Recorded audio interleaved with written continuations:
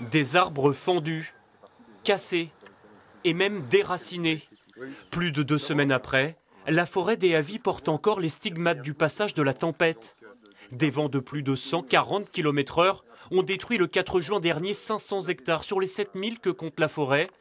10 à 15% de la zone touchée a même été entièrement rasée. Les arbres sont en feuilles, donc forte prise au vent, et c'est pour ça qu'on a autant d'arbres qui sont cassés en deux, qui sont déchiquetés, avec le phénomène de tornade et des vents très tourbillonnants qui vrillent les arbres, et donc les arbres peuvent exploser en plein milieu d'une parcelle, quoi.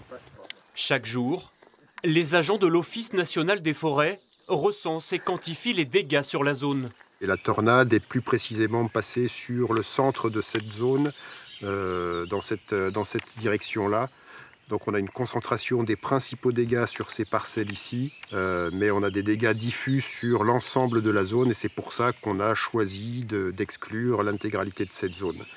Par mesure de sécurité, les randonnées sont donc interdites jusqu'à nouvel ordre sur les parcelles les plus fragilisées. On a des arbres qui peuvent encore tomber, et dans les arbres qui sont encore debout, vous pouvez avoir des branches qui, à l'occasion d'une petite brise, se détachent et tombent sur quelqu'un.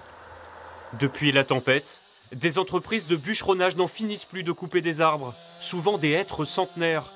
Si certains troncs sont irrécupérables en raison de leur forte dégradation, d'autres en revanche feront l'objet d'une valorisation. La majorité servira notamment au chauffage.